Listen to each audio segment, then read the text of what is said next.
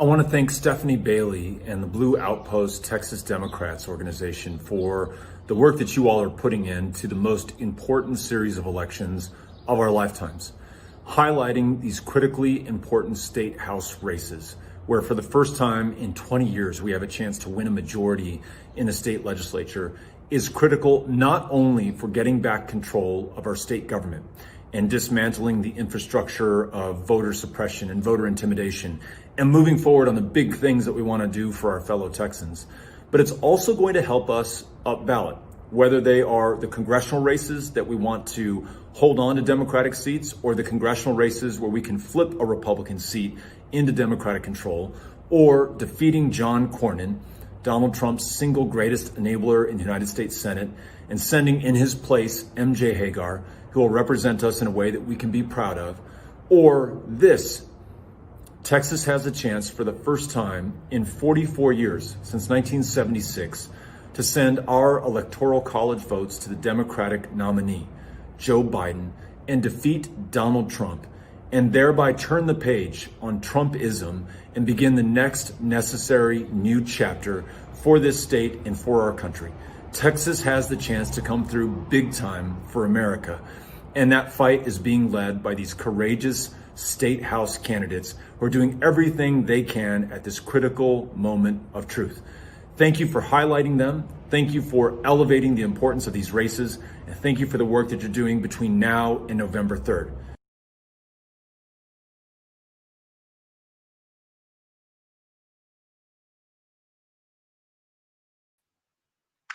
Well, good evening, everyone, and welcome back to the Blue Outpost Texas Democrats session. We've been coming to you to showcase the wonderful candidates that are running for the Texas House. You've met just about all of them by now, and we were delighted to have them. As you can see, they are just terrific people. They share our values, Americans, patriots through and through, the kind of people that we want representing us in the State House. And as my good friend Beto says, we have an unbelievable opportunity. And of course, we owe Beto a tremendous debt of gratitude. I know when I first met Beto, he said he was just going to go out there and campaign and talk to folks and get to know them and hit all 254 counties. And my thought was, well, I think his plan is to charm the state.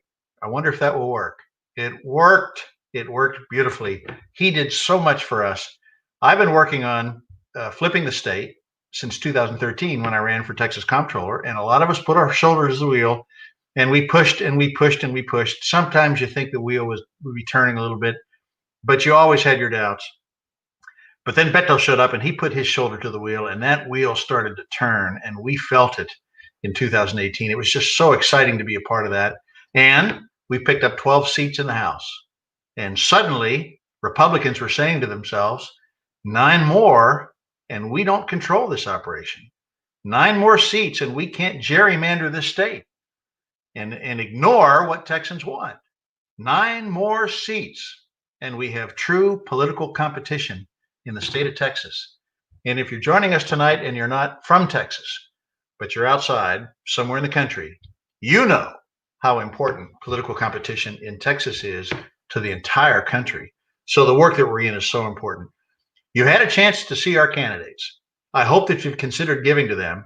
We have 20 days left until early voting starts. That's plenty of time to campaign.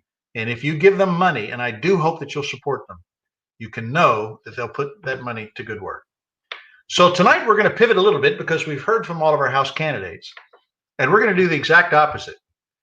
Instead of talking to people that we support because they're going to break down the door and break down barriers and begin their career in politics, we're going to hear at various stages in the evening from some of the most wonderful, seasoned veteran leaders in the Democratic Party in the state of Texas.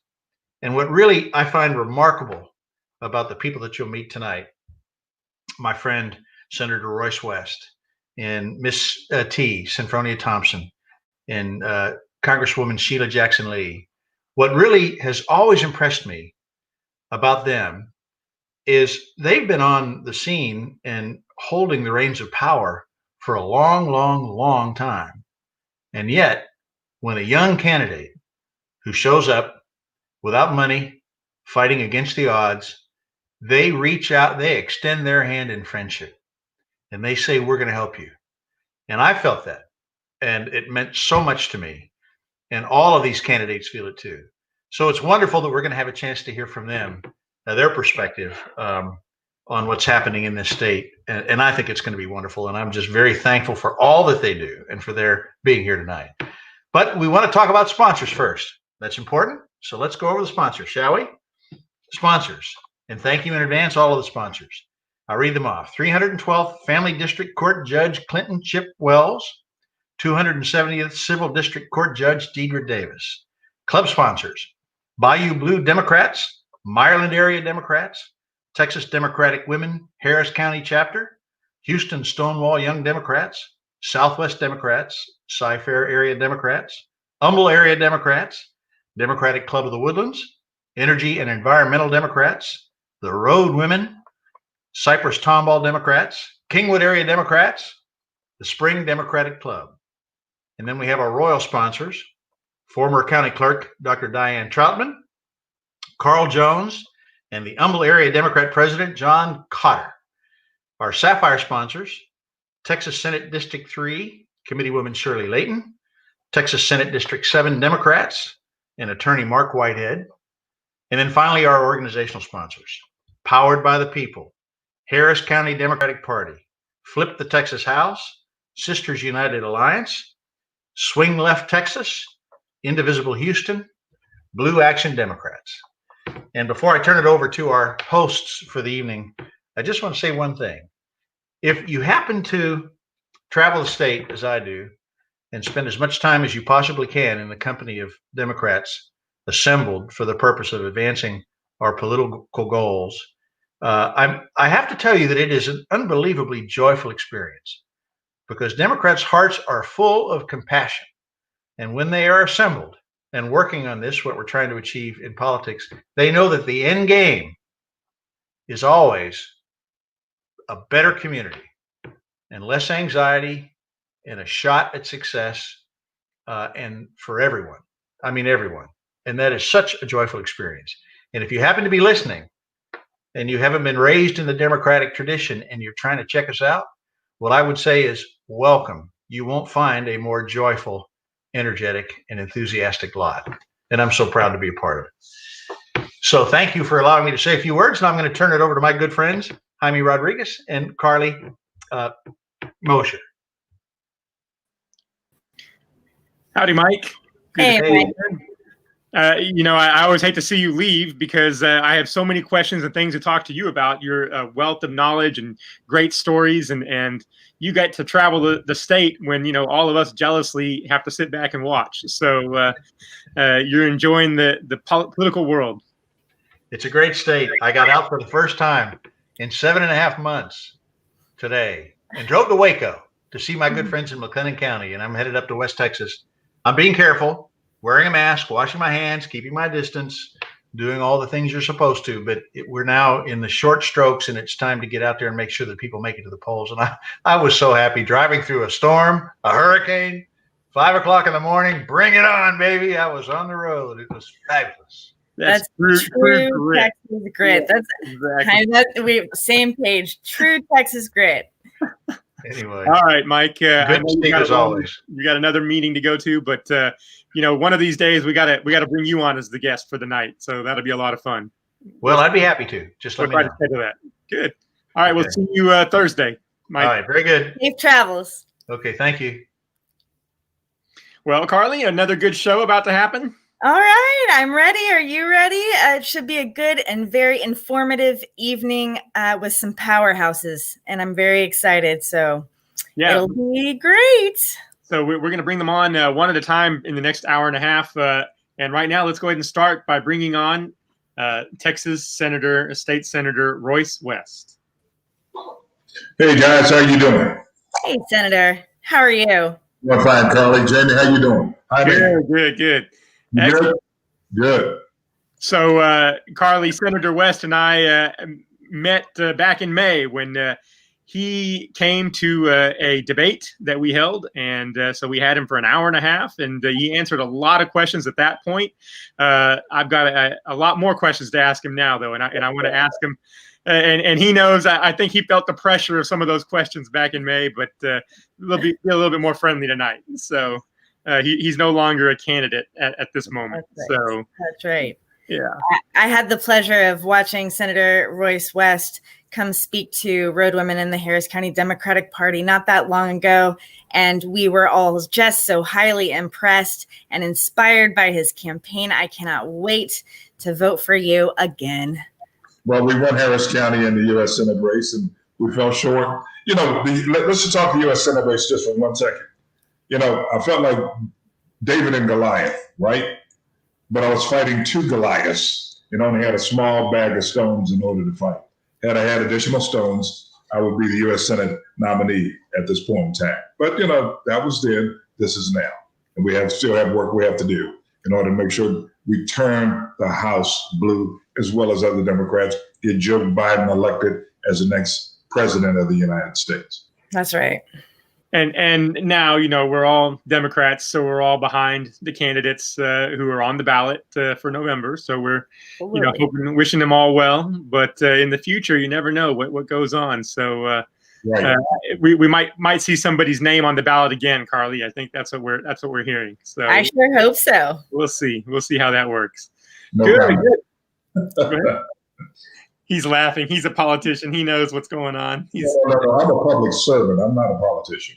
We're just trying to get some breaking news out of you. We're trying to get you to give us a little bit of secret knowledge here. But it seems like you can't crack. You won't crack tonight. Not I tell you this. I'm an attorney by profession, and over the last month and a half, I've been kind of getting back into the flow of being an attorney. I've even had a couple of hearings in courts. Virtually. So, I'm getting my game back in terms of being an attorney now. There we go. Oh, that's good. Well, what we really want to do tonight is talk about the spring, because the spring is going to be the next legislative session in Austin. And, we're fighting to get all these candidates elected. And we've heard 15 of the 17 most flippable state house seats in the last 2 weeks. They've come on and talked to us about their visions for what's going to happen, but you're going to be there for real either way. So we would really like to find out what you think is going to be happening in the spring session. We know that that redistricting is going to be a big part of what's happening. That's going to be the big prize in the spring, but there are a lot of other issues too. So if you're ready, we want to ask you a lot of those types of questions. Sure, let's do that. Good. So let's start off with the easiest one, and that is redistricting. I mean, we have to win the majority in order to be in charge of that. But how does that process work exactly? I mean, what are the mechanisms, or what do we have to be watching out for next spring? I think that what we have, let's have two different scenarios. The scenario where we win the House and Sophronia and Thompson becomes the Speaker of the House. Okay, Sophronia will be sitting at the table. Sophronia will work with the House to draw House redistricting. And historically, whether it's a Democrat or a Republican is controlling the House or the Senate draws the Senate lines, the House draws the House lines, and both houses draw the congressional lines, okay? And obviously with the concurrence of the governor. And so let's assume that Sophronia is the Speaker of the House. That gives Democrats, frankly, in the Senate, more leverage. Because the fact is that in order for Senate bills to pass, you got to go to the House. In order for House bills, you got to go to the Senate. Before the governor can get anything passed, got to go to both houses. Redistricting. If indeed Sophronia, a Democrat, is in fact the Speaker of the House, then I think that redistricting will be somewhat easier in the House. The Senate is still going to be polarized. I'm hoping that we reclaim the seat in Dare County. That'll give us 13 Democrats in the Senate, but that still does not give us a majority. And so there will be a great deal of discussions and as it relates to what the Senate districts will look at. Now, let's assume that we don't get a deal on redistricting. Then it will go to the redistricting panel, and I use panel, that may be the wrong name, but it's comprised of the governor, the attorney general, the speaker, I think the comptroller's on there also, or maybe the general land office, and also the lieutenant governor. And then they will end up coming up with a plan. And you know that if that's the case, then it puts us as Democrats at a disadvantage. Mm-hmm. Okay, and so they end up coming up with a plan. And from that vantage point, we're going to end up back in court again for the entire decade to try to get get some sort of relief. We know that the courts have been stacked. And so the question becomes whether the conservative Republicans that have been put on these benches will follow the Constitution or follow a political agenda in order to hamper our attempts at getting constitutional redistricting in this country, and more specifically in this state. That's why, and let me just add this, that's why it's important that we begin to elect the candidates that we have running for the Texas Supreme Court and get them in a position where they can be a part of the discussion, assuming that we file lawsuits and they go to the state Supreme Court as opposed to the United States Supreme Court. And we do have our first woman running for Supreme Court Justice, Chief Justice Meacham. So for those that don't know, please find her campaign and help her get elected, and make sure to vote for her. And also Stacey Williams is running. That's right. Stacey's campaign is fantastic. With four. And Kathy Chang is running for one of the appeals courts. We have courts with candidates running that are absolutely fantastic. And you are right. We need to make sure our courts are fair and equal so that we have recourse. That's exactly right. Exactly right. So Senator, what does an everyday average person do right now? I mean, we want to pull our hair out and run around and scream, but what can we do that's productive? Let me,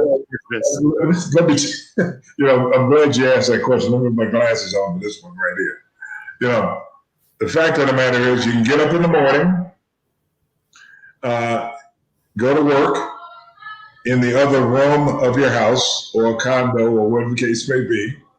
Make certain you at least put a shirt on and a jacket in some instances. And then once you get from in front of that computer or on a Zoom meeting, then you can walk outside, get a little exercise, but then you must focus with laser certainty on making certain that, like today, it's National Voter Registration Day today, that we have people registered to vote.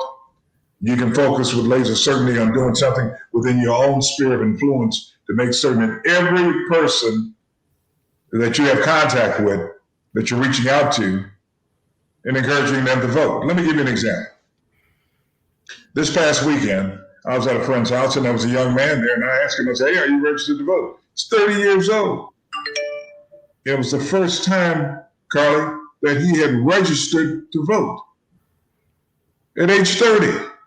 I'll give you one better. My father-in-law just turned 70 years old. He's never voted, never registered, never once. He's registered now. Okay, and so those are the things that we have to do. Absolutely. I told him, I said, "Oh, you're one of those votes that I didn't get when I was running for the U.S. Senate." We laughed about it. But he promised me that he was going to be voting in this November election, and that some of his friends that were not registered to vote would also have also registered and will be voting in this fall's election. But let me ask you, Senator, what is it going to take for Texas to become a automatic voter registration state? That's a great question. When you say automatic voter registration state, what do you mean? There's some states where you don't actually have to go fill out anything. You are, if you are a citizen of the state, you are registered to vote. You get to go vote. There's no, the idea of having a voter registration was that you could charge a poll tax, originally, which was just a racist concept. We don't need to have a poll tax or any of that anymore. Why do we have a barrier between us and voting? Now, do you really want me to answer that question? You know why we have a barrier. Because people are not voting, okay? But what do we do to fix that? How do we change that? Well, to get a House and a Senate that believes that should happen, and also to get state elected officials that believe that should happen. Mm-hmm. That's what we're going to have to do. You know, again, the old saying here in the state of Texas, we're not a state of people that are not registered to vote. We're a state of people who just don't vote. Yeah. Okay. And we've got to make certain that our Latino population begin voting its strength. We do that and maintain and increase the African American vote in the state of Texas, we will win a lot of different seats. And the coalition of Anglos, Asians, African Americans, the Rainbow Coalition, we pull that together and make sure people vote and frankly give a damn about voting. We're going to be successful. But until we do that, we won't have that automatic registration. Well, and you know, there are big swaths of Texas, like in the Valley in South Texas. You know, Cameron County has 500,000 population, and their congressional races regularly only have about 70,000 or 80,000 voters voting. And so, you know, they have mayoral elections in Brownsville with 5,000 or 10,000 voters, even though they have 200,000 people in the city of Brownsville. So You're right. I mean, there are parts of the state that just they're democratically held states and democratic state areas, but they're not voting. So they're not voting. Yeah. Yeah, we've got to move a message. We've got to keep on encouraging them to vote until we get to that point. Once Texas turns blue, then we're going to be blue. That's 38 electoral college votes that we can get to Joe Biden and Kamala Harris this fall. We get those 38 electoral college votes, that means Democrats win up and down that ballot. Mm-hmm.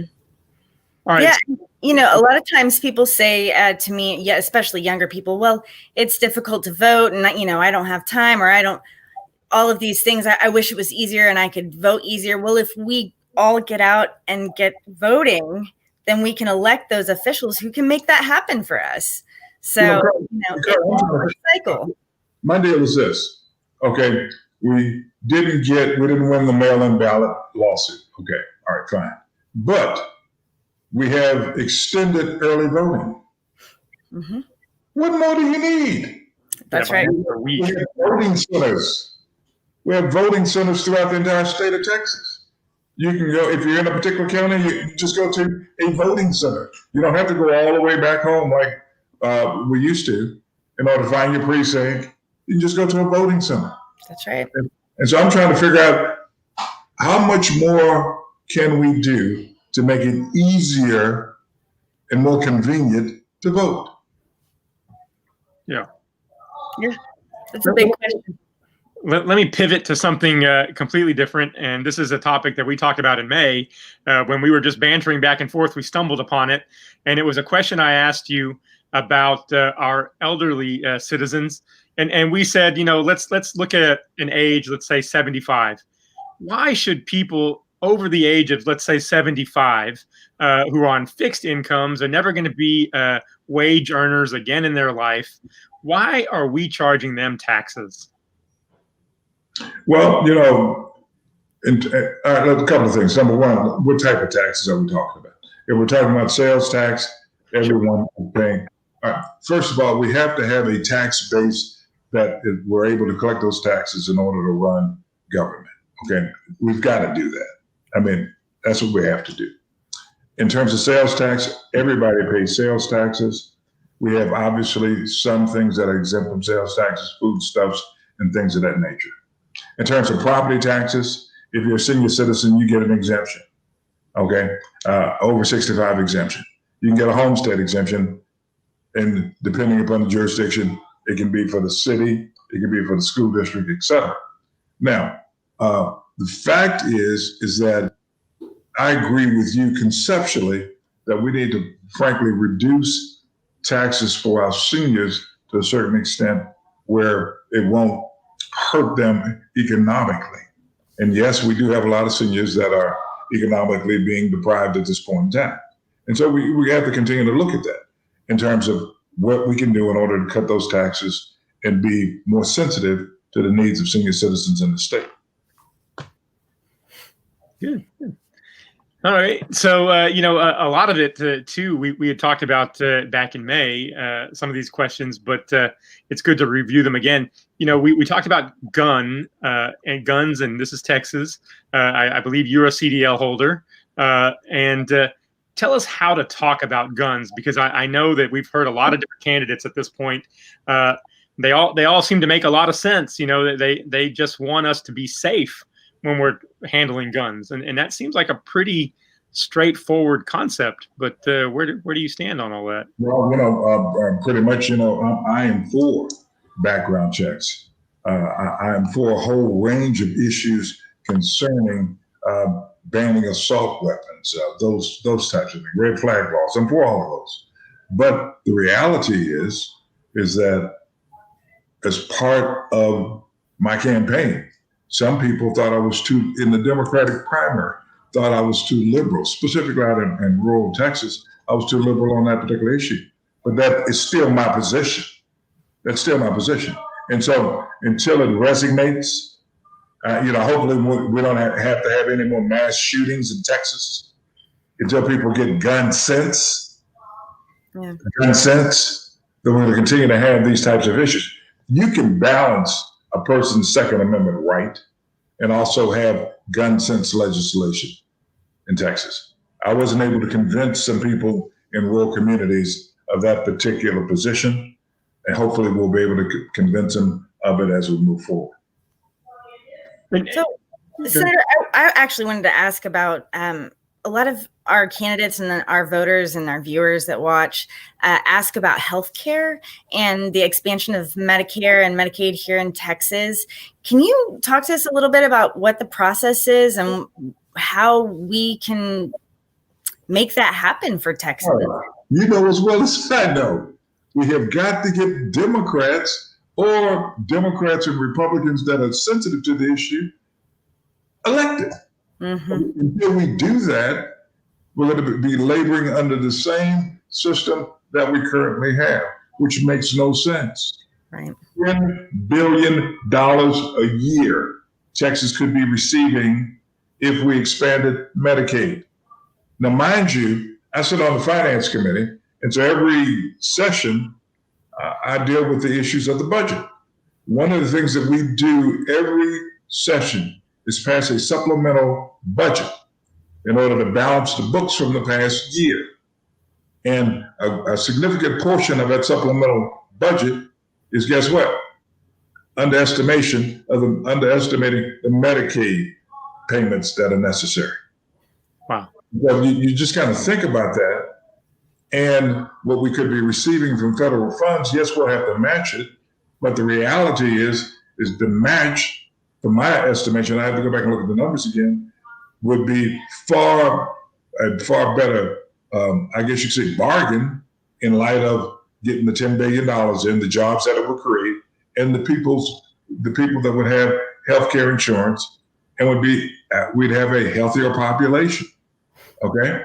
But to answer your question very simplistically, until we vote and put people in office that's sensitive to those issues, we won't get them taken care of. That's why it's important to get a Democratic House.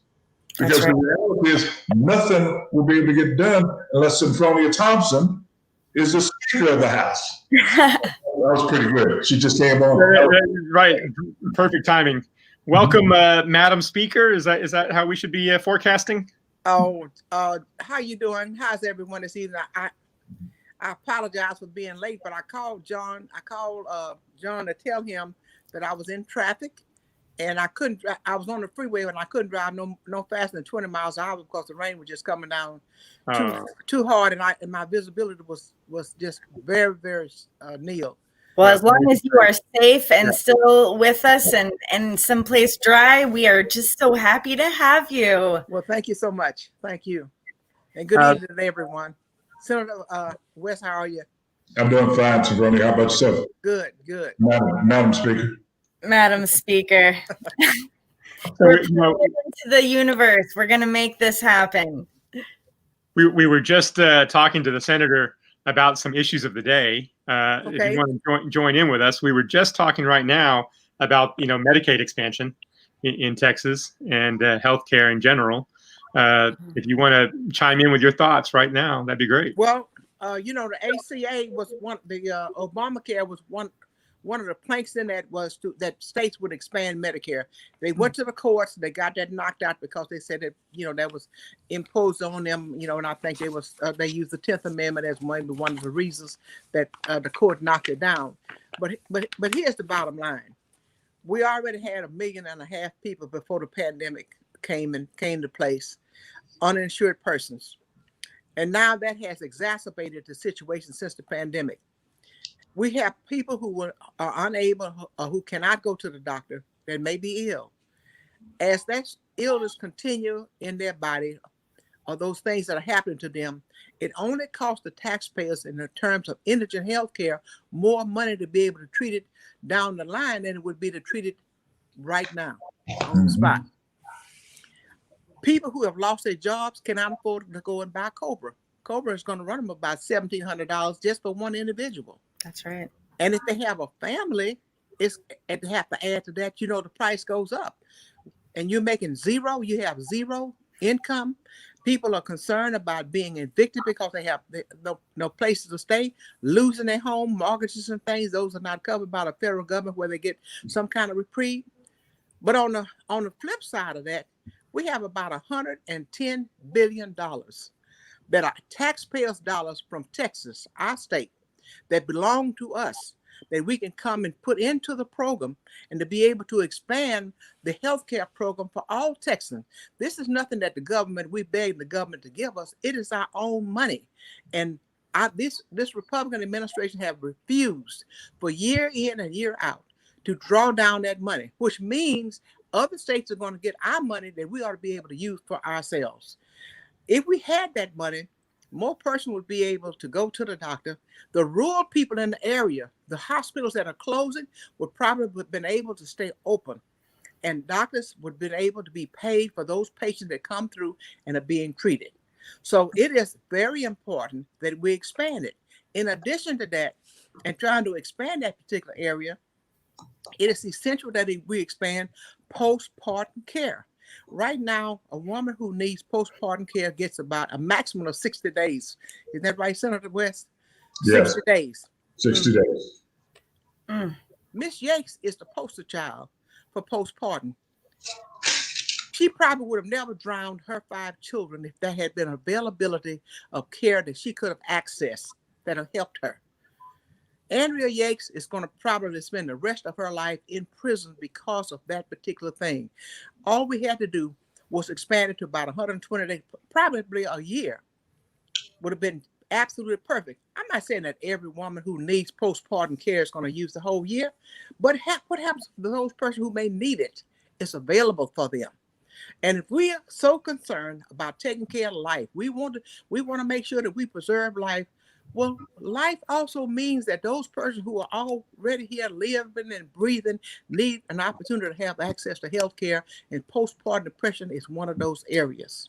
Yes. Maternity, the very disparities that we have existed within our society is another big problem. And, people say, well, it's just that the poor people won't do this and they won't do that and they won't do that. At the bottom line, at the end of the day, all of that conversation is going to boil down to one thing. Society is going to have to pick up a bigger tab in order to care for those persons than they would have had to pick up had they done it up front, on the front end. And that's where we are in the area of healthcare. It is absolutely critical for us to have healthcare for our children, our seniors, our regular citizens, because we cannot have a society that is unhealthy. How are we going to maintain business within our state? You can't. We need an educated and a healthy society in order for business to be able to thrive within our state. And if they can't find it here in Texas, they leave and they go elsewhere. Let me pivot a little bit now because I see the clock is kind of running. Let's go to education for a second and talk about how to deal with that. And let me just throw the topic out there and let both of you speak to that. Safrona, do you want to start first? Okay. Last session was probably the first time, I've been in a session, but this is my 24th term. last session was the first time of my 24 terms that I've ever seen us come closer to funding public education without looking at the zip code of where children live. And that's important. It's important for us to have an educated workforce. Society benefits from that. If we have people who are educated, then we don't have to worry about taking care of them. We don't have to fill our prisons up, our hospitals, our clinics, all of the things that have to be scooped up. But here's the deal. We made a lot of strides in being able to get monies and things to schools all over our state.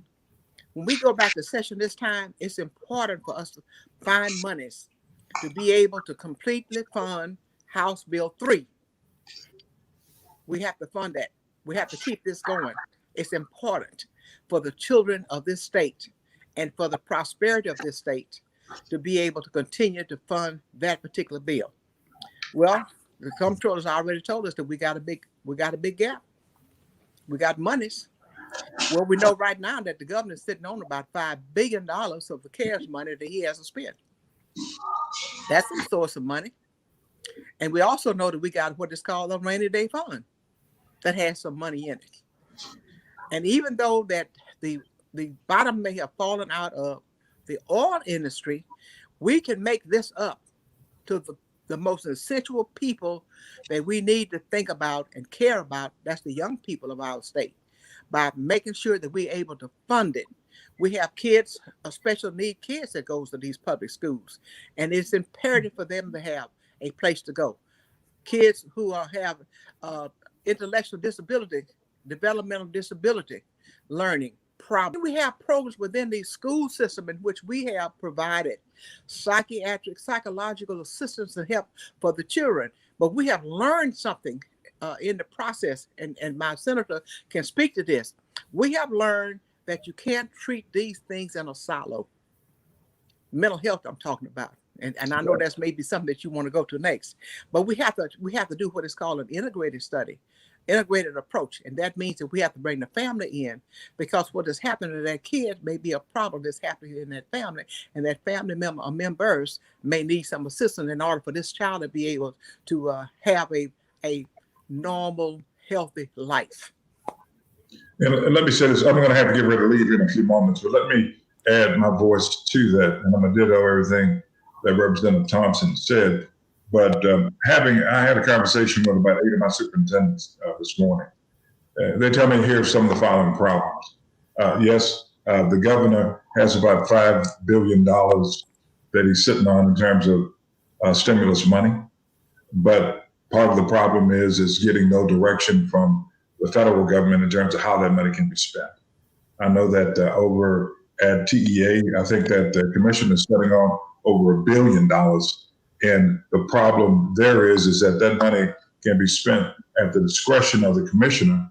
I don't know whether that's tied up in not having the regulations from Washington on how it needs to be spent. But what I do know is this: without exception, my superintendents told me that what needs to happen is that harmless in terms of the way that you're calculating attendance, the way school districts get funded, needs to be extended, because there's still students that we hadn't recovered yet. And some of the students that we hadn't recovered are students in preschool, the 3 and 4 year olds. They're saying that, and you know as well as I, if you have children, grandchildren, whatever the case may be, how do you get the attention of a 3 and 4 year old using a computer? That's true. You can't do it, okay? And still, there's no real recognition of that in terms of at the commissioner level, which I think we're going to be able to do. We need to deal with those types of issues. Let's face it, this is the first time that we've ever had to deal with this in our educational institution. And so, yes, there are going to be some problems, and we have to work through those problems. We need to work through them together, Democrats and Republicans. Republicans don't have a patent on all the good ideas. Democrats have some great ideas also. And so we got to work with them in order to deal with that issue. Teachers, they're struggling. I mean, just think about teachers having to teach virtually in some of the hybrid situations that they're in. and also in the classroom. And then have to still look out for their best interests of them personally, as well as their families. Those types of issues. The issue of accountability. We're going to have to grapple with that issue. Do we have the STAR test? And what does it mean? Are we going to use that for diagnostic purposes or for other purposes? And so there's a whole litany of issues in education that we're going to have to deal with. And probably the biggest one of it all is whether the state will prioritize the funding that we committed to last legislative session to the public schools. That's going to be a big deal. The teachers, the superintendents told me this morning, if indeed we can't get Representative Thompson an extension of the whole harmless, then what it's going to mean is that teachers will be laid off. And you know we can't have that happen. You know, I wish I could stay a little longer, but I've got another Zoom meeting coming up, and I'm going to get something to eat before I do that. And so Semproni and I was on a meeting, on a Zoom meeting last night, the night before also. And so Semproni, I think we're going to be on one again tomorrow. So yep. I'll see you tomorrow. Okay. Guys, it was great being with you. Please invite me back. I love this outpost, this Blue Outpost. And so let me continue to be a part of it, okay? Senator West, thank you for your time. Thank you very much. Take care. Thank you.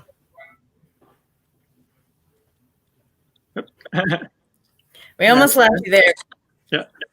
Okay, so now we have you exclusively for a little while. Okay, all right. Yes, Congresswoman Sheila Jackson Lee will be joining us soon. She's on the floor of the House, so you know how that goes. I know you do. It's almost like they're busy in D.C. right now. Oh, I know.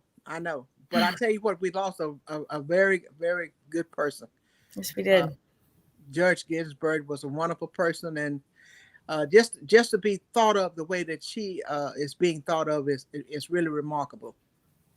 Yes, she was an inspiration to so many of us women. She really led the way in so many ways, and she made us all think about things in ways that we otherwise wouldn't have. I know that I have many women in my sphere of influence that look to her for leadership. They also look to you, the incomparable Mrs. T, and to Sheila Jackson Lee. So it is a gigantic loss, and I'm so glad that we have women like you that are helping lift us up during this tough time.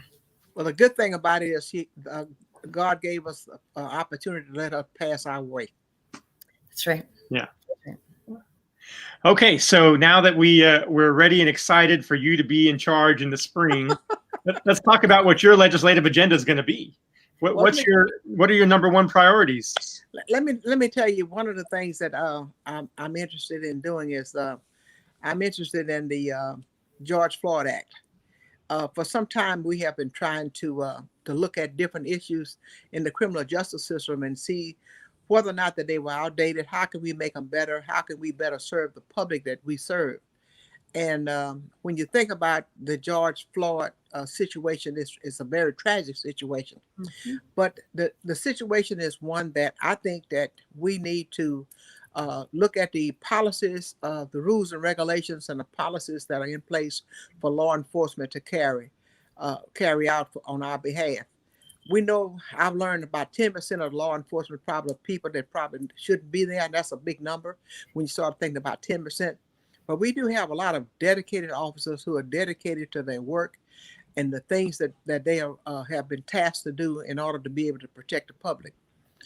There's been a lot of concern and a lot of interest in trying to make sure that we review laws and things that, because police are required to arrest you on every little thing. And thank God for common sense that they use and not doing that.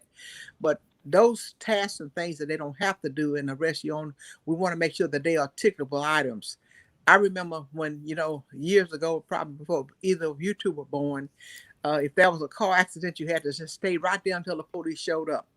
And then we changed the law that allowed people to be able to exchange insurance information. And unless there was an injury or something that necessitated an ambulance, the police didn't have to show up for that particular event. every little thing that we find that we need help on in society, we do just like teachers, oh, let the police do it. Let the police do that, until we just have given them so many responsibilities. We want them to be able to go and watch the homeless, babysit the homeless, pick up the mentally ill, do what you can do about treatment and getting them treatment for the mentally ill. Go do this, go do that, and that they have an endless number of tasks to be able to perform. And I just think that what we need to do is look at their responsibilities, streamline those responsibilities, and let them do law enforcement, the things that people hire them to do, and not just dump everything that come along upon them and expect them to do it because, oh, give it to the cop. Just like a big man, husky man, and you got a lot of little things moving around, and they say, well, what you struggling with that for? Let that big guy over there do that. And then, and it's like, we pick on them to give them too many responsibilities. Sure. And I just think that we need to make that a pretty big task. And in addition to that, excessive force is another area that we need to look at, and de-escalation is another area as well. In addition to that, I had a bill last session that wanted to establish a brain institute and spend about $5 billion in doing it. And here's why. I've noticed over the last several years that our children are becoming more and more violent than what they used to be. Now, some people say, well, it's all of this, these internets and all of these games and things they play. But what about those kids who never play games and are violent? What are the triggers in their minds that turns on a person to become violent, a young person? And then I started looking at, in addition to that, there's an uptick in the number of children that are now being treated for depression. When we look at depression, we look at that as an adult problem, a problem that adults have to be depressed. But we have an increase in children with depression, schizophrenia, bipolar. I was reading some articles, and I try to keep up with many things, that come across my way in terms of things that I'm responsible of that comes through my committee. And I was reading about two different instances. One of the instances was a 7-year-old kid who had tried to commit suicide 3 times and was successful on the 3rd time. Why would a kid, a 7-year-old, want to take their life? And that kid wasn't being bullied either. There was another kid about 14. He was just so disenchanted with life until he put a shotgun in his mouth and pulled the trigger. 14 years old. A lot of life left from him to be able to live. Why do people want to get in that stage? And I just think that the brain is everything. And in that brain, we can find something. But what happens if we luck up on the fact of finding out the cure for dementia? Wouldn't we want to know about that? And when we want a cure for dementia, what about if we looked up on something and found out that it's something that cured blindness in people? Don't you think the person with no sight would want to be able to see?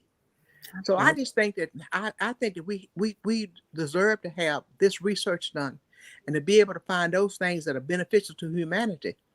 We took that chance with breast cancer research, and we've been able to come up with some really good outcomes from that. There are some situations where people, not everybody comes out of pancreatic cancer, but there has been some treatments of pancreatic cancer where person's lives have been saved. What happens if they can speed up other areas of that research just in the area of pancreatic cancer and be able to save more lives? The money and the investment that we're doing is worth every penny of it. It's priceless. And I think the brain research is priceless too. Would you envision this being part of one of the university systems, or how would you envision it?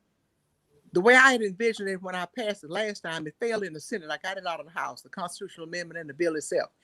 All of our universities, medical school universities within the state of Texas would participate.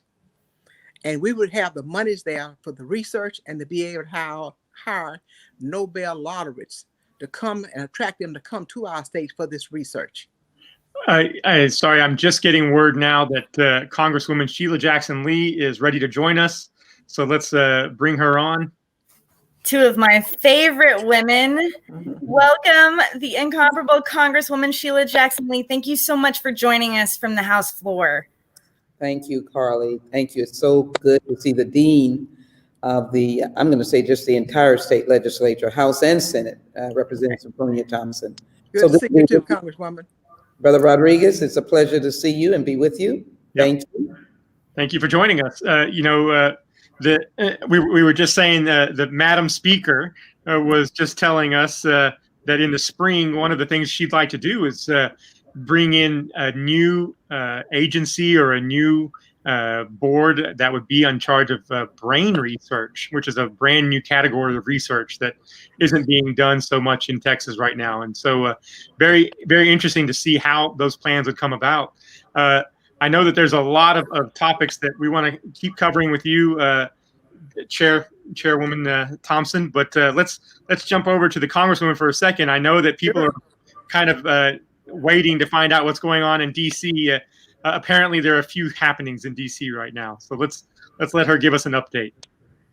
Well, there are a lot of happenings, and I could not start and speak to my good friends in Texas without, first of all, thanking the Spring Democrats and the coalition that have put this great opportunity over a series of weeks to really just enlighten everyone, to let everyone know that, yes, your vote does count. Elections matter. Your vote is your voice. Your vote is your vote, and your vote is your power. And I can see that every day here in the United States Congress. I just came off the floor. I'm still finishing our work here. And we did something called a continuing resolution because we have a complete collapse of our friends on the other side of the aisle to keep the government open. And we were not going to, the majority in the House was just not going to see the government closed. So right now, while my district is underwater in certain parts of it, we have been able to extend the flood insurance. We've been able to extend SBA disaster loans. We've also been able to make sure that there are SBA dollars for our small businesses. Most of all, we've been able to keep community health clinics getting their money. I know every day they are seeing patients in the manner that they can with COVID-19. We were able to, as I said, provide the supplemental nutrition program, and then, of course, the aid to dependent children. We had to do all of that to make sure that the government stayed open. That's one thing that we're doing. Obviously, the HEROES bill is front and center. We are absolutely bent, I won't use the other word in front of it, bent on ensuring our cash disbursements, our $600 a month, our testing. I've been able to open 31 testing sites with federal dollars and working with local partners, no charge, no pre-registration, and now working with our school children and initiating an effort to ensure that our school children, as dictated by the school districts and consented by their parents and teachers and support staff, can get tested through our efforts. But in any event, the HEROES Act is crucial that we pass. No, we have not been able to pass. The absolute obstructionist attitude of the president and the majority leader is really an abomination. When there is time to do good, you can assure everyone here that they're nowhere to be in this circle. It's not about having a seat at the table. They take the table and break it up and throw the chairs off to the side. And that's not the way we're used to doing business here. We're used to doing business through negotiations, small compromises, recognizing the greater good of helping America. We remember that the longest shutdown was a very nasty fight of this president over a silly wall of which he promised that the government of Mexico would pay.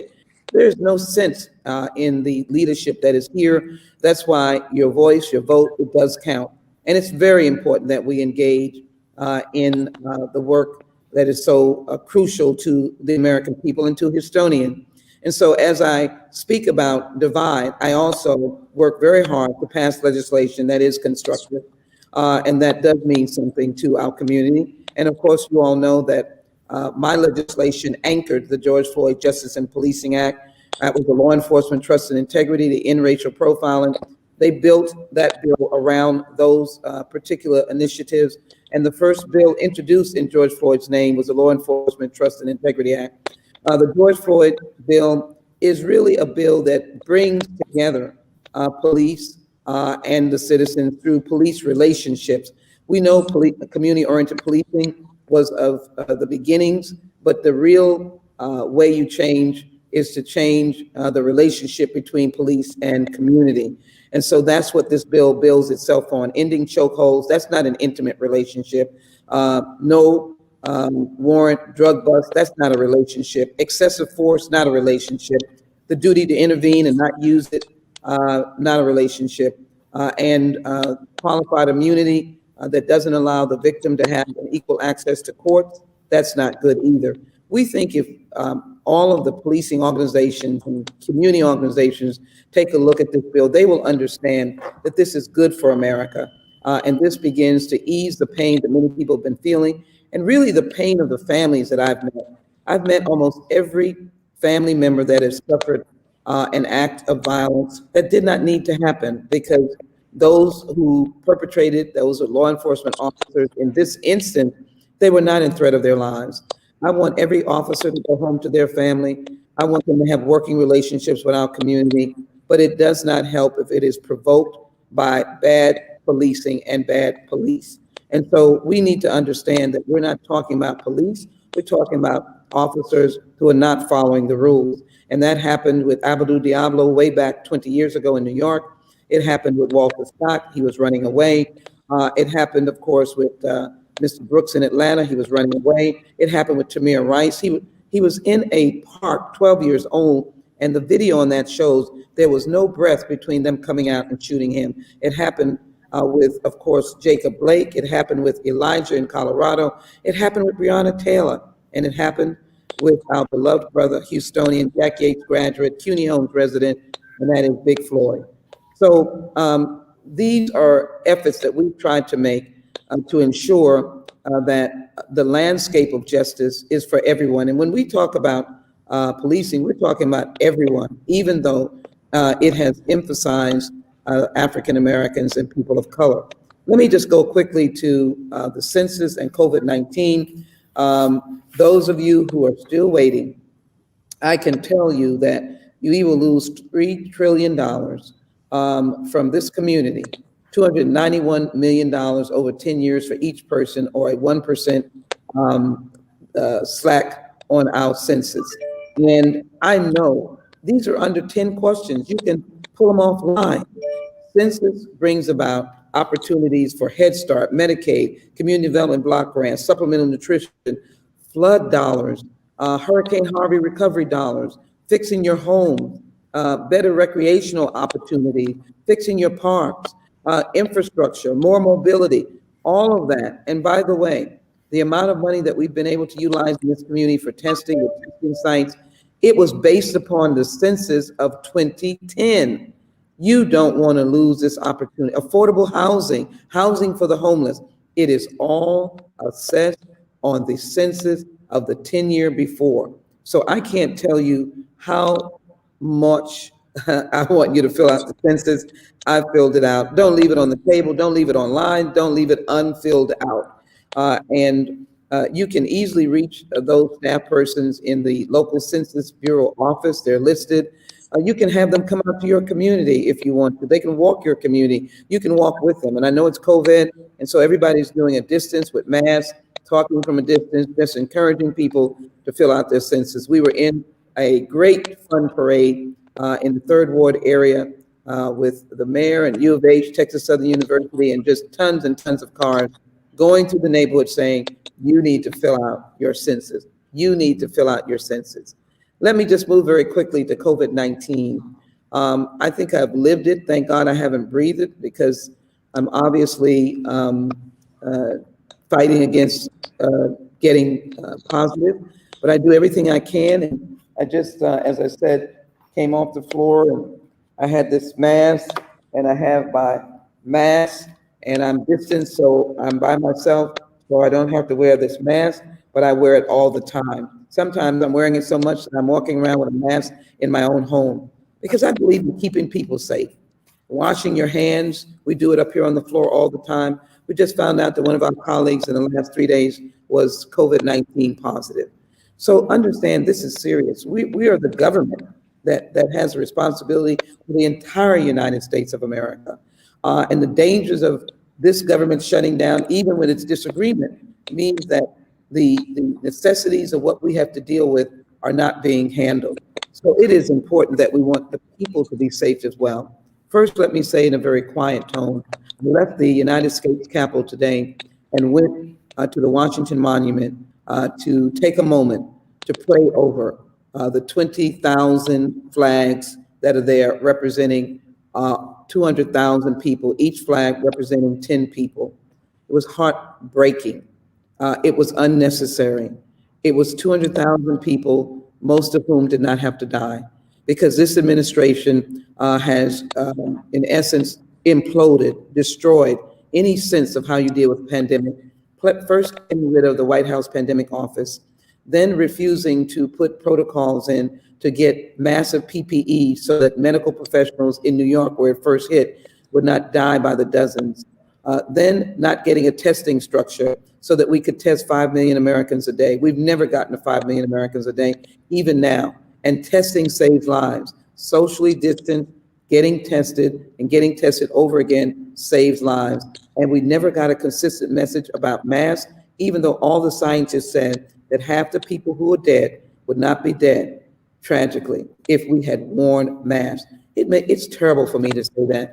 I feel empty when I say that there are loved ones of many in our community who are burying people. The Valley was getting refrigerated trucks because they were so devastated. These are our friends, our fellow Texans. This is a painful thing for the families. So right now with COVID-19, the main thing that we want to do is to get this HEROES bill passed so we can stop the pain of the eviction and mortgage foreclosures. We can give people their cash disbursements, the $600 a month that has just ended at the end of August. Tragically, that's why we're seeing people being evicted. Food insecurity, we're going to have monies for that. Compensating hospitals that have been taking care of people, we hope, that did not have health insurance. Trying to fight against this administration, trying to implode the Affordable Care Act with a court decision that is about to come up in November.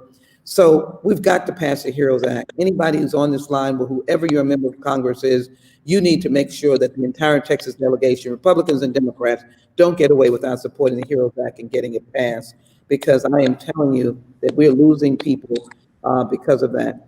To those teachers and parents who are in a quagmire, let me not use that term, you're not in a quagmire, we love you, you're right in the midst of helping your children, but you're in a quandary, if you will, about our children in school. I've been meeting with superintendents. I know they're working very hard, but we must ensure a testing protocol for the children with your consent, just to make sure that your children are safe, the teachers are safe, and that we're able to self-quarantine just for a while if a child is COVID-19 positive. As you well know, you can be asymptomatic and just spread it everywhere, which is what has been happening to our college campuses while we shut down and start, then shut down and start. But COVID-19 is here to stay. I encourage all of you to get your flu shot. We're working on vaccines, but most of all, we're working on getting it distributed fairly. So one neighborhood, one block doesn't get the vaccine and another block does not. One economic community, high economic community, gets the vaccine and another less economically endowed or poor community does not get it. That's not American. That's not being the beloved community, as John Robert Lewis would say. That is not the Good Samaritan. So we're still in a struggle. COVID-19 is here. It's still spreading. We've gotten some good numbers, but if you're not testing, you're not really getting how many people are infected and how many people are not. But if we work together, I always believe we can solve problems if we are working together. And so I want to thank you for giving me the opportunity. There's an array of legislation that I could be talking about, but right now we're just a few days out dealing with, and I'm willing to take one or two questions from you, so forgive me, but it was just so much that we're dealing with, the CR and others. But I'm willing to say that I've lived through a democratic process, a governmental process where people did work together. I've lived through a process where we did solve problems, and I'm not going to give up on that. We're going to get to that. We're going to get back to that, if I might say. And we have a team in Biden-Harris that we're going to get back to that, and we've got to get out there. Our vote is our power, and everybody is looking to Texas to see if we can do what we say we can do, tall Texans, short Texans, to turn this state purple and blue. That's right. Wow, a lot to unpack there. I would just like to say that I am your constituent, that you are my Congresswoman, and I am so proud of the work that you're doing. And I just want to thank you on behalf of myself and my neighbors for always taking everything so seriously. You really do as much as any human could possibly do for all of us. And I'm so grateful. Thank you so much. So Chairwoman love for all of you. Go right ahead. Thank you, Carly. Love you. Love you. Yeah, Chairwoman Thompson still there? Yeah, I'm still here. Oh, okay. We can't see your video. I don't know if that's on our end or if that's on your end. It might be on my end. Okay. I don't know what to do. But we can hear you beautifully. Yes, we can. We'll just continue. We'll continue with your voice. That's okay. Yeah. Okay. The two of you are the perfect people to ask this. Going back to the census is going to expand or potentially expand the number of congressional seats that we're going to have in Texas. 10 years ago, we got 4 new congressional seats, and that was due mainly to Hispanic growth in Texas, which should have been Democratic growth. But 3 of those seats went to Republicans, and 1 went to a Democrat who won, even though they had been a Republican in Nueces County before running in the Democratic primary. So what's going to happen next year? I hear that we're going to get as many as 3 more congressional seats. Is that what you're hearing, Congresswoman Lee? Well, let me say this. We'll get 0 if we do not really get in here and get the census and Houston become the 3rd largest city in the nation, and then the Valley goes up exponentially in some of our other big cities and look rural areas, because we're changing so much. But yes, we have the opportunity, of course, with the dean becoming the speaker, to do fair redistricting. That's really what I'd like to see. If we do fair redistricting, that's why we had to go to court to get those other seats. My district is a voting rights district. My district is drawn by the courts. I've been in the courts since I got into the United States Congress since 1995. We have not been able to get a fair drawing of the plan, not because of Representative Thompson, but because we have been in Republican hands, particularly when the drawing of the maps have come about. And so we've had to sue them, just like we had to sue them on the Texas ID law, because after the Shelby case, of course, when we took away Section 5, then everybody could just go free for all and put all kinds of strictures on voting and having no pre-clearance in a Justice Department that had the responsibility of ensuring that there was no voting violations. So we've got a fight on our hands. General Barr is the personal lawyer of the president. He doesn't represent the people. We have a great fear when we go into court this time as to whether or not, as you well know, they jumped from opposing the voter ID law as unconstitutional. They jumped on the side to say it's okay, nobody minds the voting ID law. So we need a change in Washington, but we are looking, to answer your question, to get those seats, but we need the census, and we need to work hard with our legislature, works hard with us. We also need to be prepared to go into court. I'd just like to say this one thing. I didn't do it, and I do need to take a moment just to say, yesterday I did go to the Supreme Court just on my own to pay homage and tribute, and just be there with everyday Americans to just say thank you to Justice Ruth Bader Ginsburg, and in my own way, and to see all the people from many different backgrounds. You saw the video over the weekend. We were not here, just teeming with people. The sidewalk is filled with love statements about what she meant to them, this legal giant in a small frame, who in her quiet voice, but in her mighty powerful self, what a privilege to be able to be here in Washington with her, to be able to have her come to the United States Congress in the State of the Union, to come and speak to us women members of Congress as well on the value of the Supreme Court, to be in the court when major arguments were being had, and to hear her pointedly ask lawyers who are obviously on the wrong side of the issue why they had such a upside down interpretation of the law. She did it so gently, so forcefully. But let me just say that she taught us much. She gave us much. She stood on her own shoulders and allowed us to stand on her shoulders. And I am thankful to her family, her beloved late husband, who gave her that fulfillment of strength. And this wonderful Jewish mother who they spoke of that always poured into her what she could be, and that no one could stop her from being the very best, the very grandest, and also the one that would help those who could not help themselves. Thank her for her history, her cultural history. Thank her for her legacy. Thank her so very much for making America what she is today. These are the people who made America what she is. Justice Ruth Bader Ginsburg. May she not only rest in peace, but may she rest in power. Absolutely. Couldn't have said it better. Well, I want to just add this by saying that a lot is going to depend upon the quality of the census we get back. And right now, we're running behind people filling out those census and sending it in. If that census count is lower, then we're not going to get those seats that we anticipate on getting. If the administration or the leadership is Republican, we're not going to get it. Even if the census is accurately high, we're just not going to get it. It's going to take a Democratic House to get it done. And it's going to take persons with experience, wisdom, and leadership, great leadership, to be able to make sure that we are able to get those kinds of actions taken care of. Now, we all know that every time we have a map drawn for redistricting, we always end up in court. That's fine, as long as we're still in control. If the Democrats are in control, we have a better opportunity to be fair, not only to ourselves, but to everybody else, to make sure that we're not cheating anybody, but more important, we're not being cheated. That's so important. And it just reminds all of us, we really need to get this vote out so that we can get our Texas House flipped, because there has not been a more consequential election, not just for the nation, but for our state personally. And for those that don't know, oftentimes many of our districts have been drawn in ways that have no rhyme or reason. They look like a horseshoe.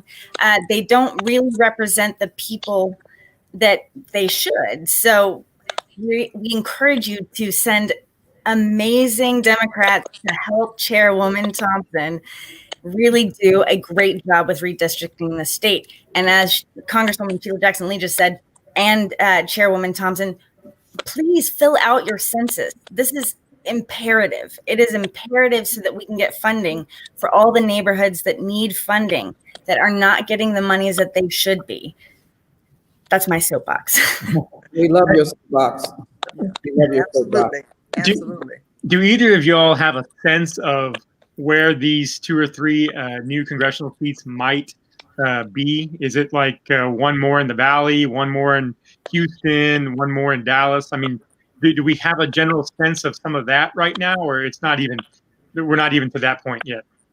Well, we're not to that point because the census is so low, but there were some speculation that there may have been some up in the Dallas area. I'm not sure if we're going to get another one in Houston, but it would be nice if we can. It sure would be. Jamie, we need the census badly to begin to even configure where it might be. But those areas are certainly a great potential. But we've got to get those areas. We've been hit so hard with COVID-19. We've got to get those areas, those numbers up, really. Are the numbers historically low nationwide, so that to everybody else, we're still doing okay, or is Texas doing worse than a lot of other states, or in the census? We're lower than we were 10 years ago, so that's not good. And we do have COVID, but I want to say to people, it's online. We don't want you to expose yourself. You don't even have to go take it to the mailbox. Just get someone to help you, even if it's on your phone. You can do it. Then if it has to be mailed, we expect for you to make yourself as safe as possible. And if you prefer, go into a post office, which may be a little bit more safe distance, or you can ask your postal deliverer, what is the best way? Can he take it, he or she take it? Or what is the best way for you to get it mailed? And when is this all wrapping up? When is the last day for the census? Or I know that they were fighting about it for a little bit, but have they come up with a conclusive? September the 30th. Yeah, we're trying to extend it, but that's the deadline, which is unfortunate. And today is the 22nd, so that's 8 days. So we have 8 days to get so many people signed up with the census so that we know who you are, so that we can fund everything, your schools, healthcare, roads, everything. I live near Acres Homes in Houston, so we're consistently in need of better funding, better schools, better everything. And so I often go out and encourage my neighbors, please, please, please. And, you know, if you know somebody that hasn't done their census and they need help filling it out online, please help them.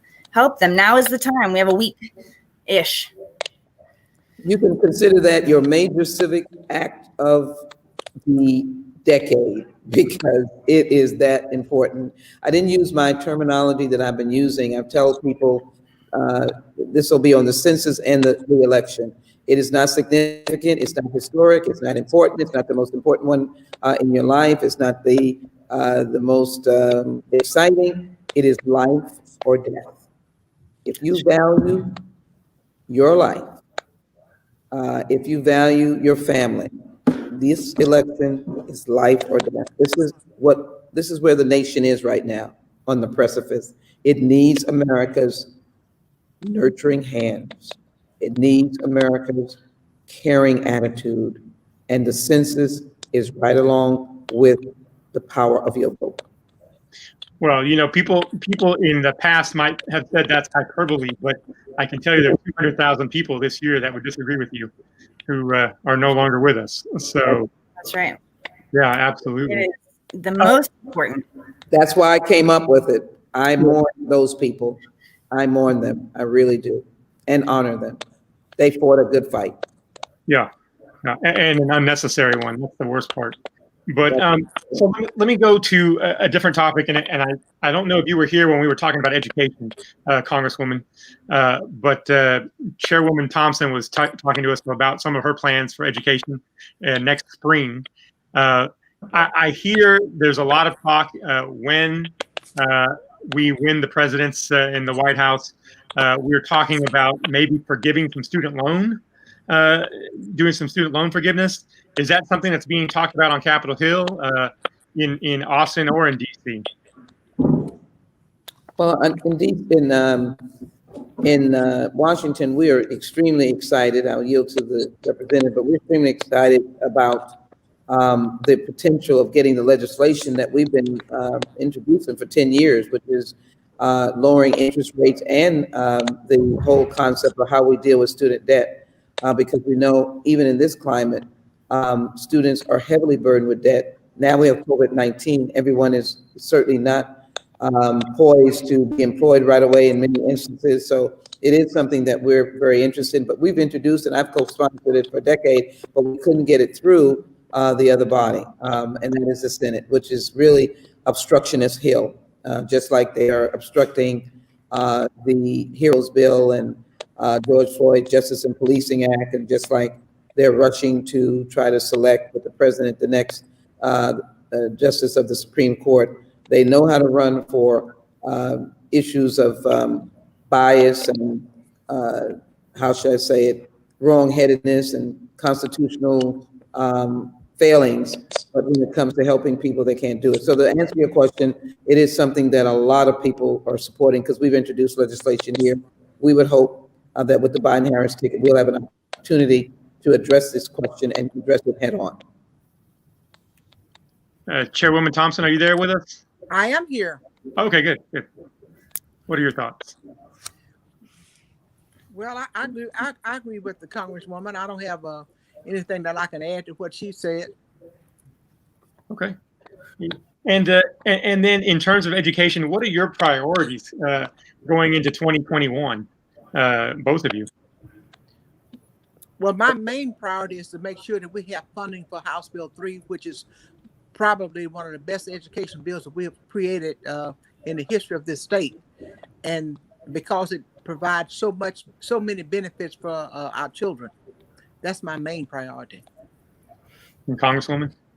And my main priority would include making sure that Representative Thompson gets what she wants, because she knows that we in Texas have been so unfairly treated by the leadership in the state. When I say that the executive officers in unfairly funding our schools and not working with the legislature, the legislators like Representative Thompson to get a fair funding structure for our state schools. And so here we are, when I say our state public schools, and here we are in Texas, we fall 49, 50, 50, then 49, then 50 as relates to the educating of our children. And I don't think that's where we want to be. So number one, I'd like to work with the state to make sure that at least their state funding is assured. Secondarily, I want to make sure that we get back on our feet with COVID-19, that we have enough money as we move into 2021, federal dollars,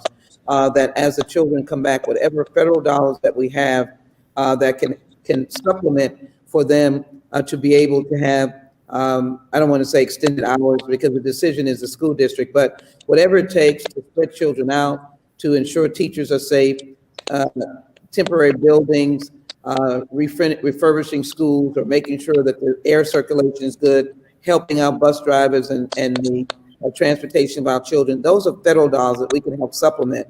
Then I want to make sure that the policy of the governor that is now being exhibited based upon messages, direct orders from the White House, which is if your children are not in class, you don't get the funding. That is a punishment that is a crime. And you cannot force people to be in a classroom seat if it is dangerous and a threat to their lives. So I want to get rid of policies like that. And of course, that means that we have to change administrations.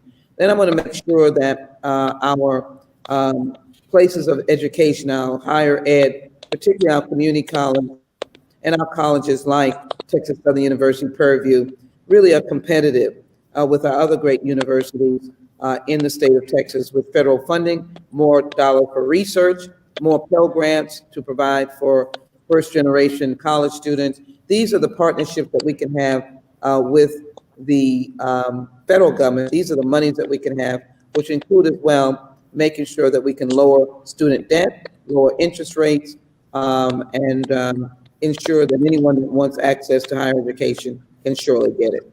And I'm curious if either one of you will be able to address the issue of access to Wi-Fi, which has clearly become such a gigantic issue, especially amongst the pandemic with education. How will that be a part of your attempted legislation the next go round, our next sessions? Absolutely, and not only for local, for the urban area, but also for our rural area. Yes. We never thought that we would be in such need of Wi-Fi. And one of the things that I know we do a lot, there's a lot of activity in building affordable housing. And I'm going to make sure that anyone who wants to build affordable housing in my district is going to have access to Wi-Fi, because the children really need that. Yes. And in addition to that, I'm so happy that school districts are making sure that each kid has his own tablet, his or her own tablet to be able to work from. And children are so smart, and they need to be able to work independently and not wait for one sibling to get through with a tablet so they can do their homework. That's right. But everyone has access to his or her tablet to be able to access it.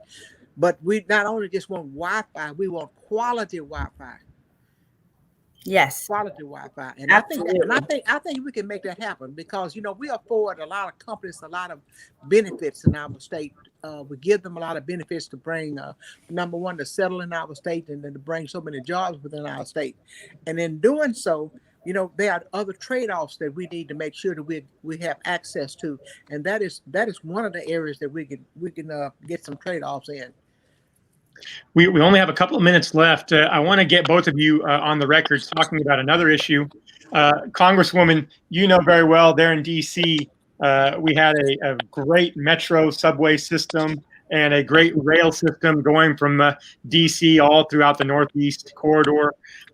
In Texas, they've been talking about the high-speed rail for a long time, from Dallas to Houston, and then Houston to Austin, and then who knows from that point on. that's probably going to take federal dollars. I know that the Northeast Corridor has a lot of federal dollars involved in it, so it's not just a statewide effort. What are your thoughts on that, and Chairwoman Thompson also? Well, I'm going to start because I want to at least support Representative Thompson on the horrors of finding out how unconnected, non-connected we were with Wi-Fi, particularly with our students. So I'm going to give my commitment on that. We were just with a number of school districts, or at least Aldine Independent School District on Saturday when we had a testing site, but it was very glaring about the need for access to the hotspots, to be connected, and that you can give the laptop and the poor person is not able to access. When I say that, not even poor by wealth, but just where they live, that they don't have an access to Wi-Fi. So shame on us. When we, in essence, invented the internet, and these major tech companies were to come about, and we first began to give the authority for this, it was committed that there was a percentage on our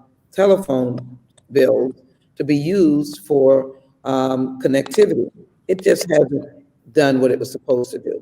And I call upon all of the giants that are benefiting from this major internet network, from the Facebooks to the TikToks to the Twitters and beyond, that we clearly have to have private engagement for all of the profits that they're making, and even more now, the laptop manufacturers, our own native son that manufactures here in the, whose company is based here, who went to school here in Houston. We've just got to do more.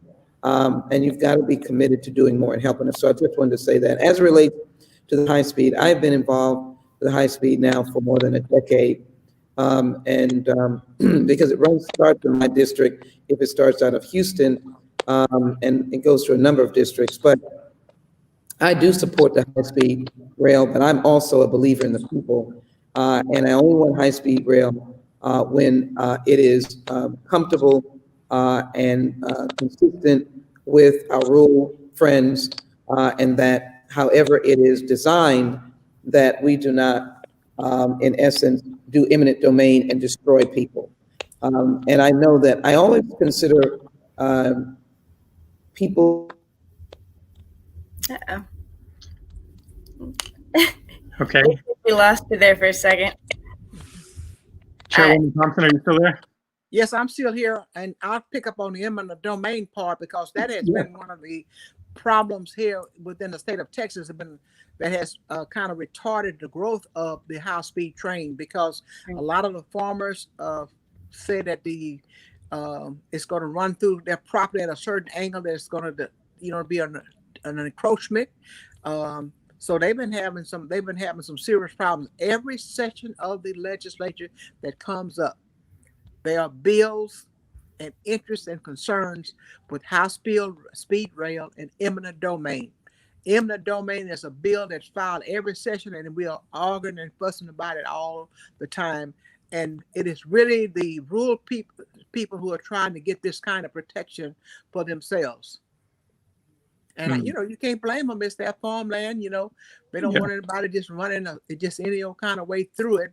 So that's been one of the biggest impediments that I can see.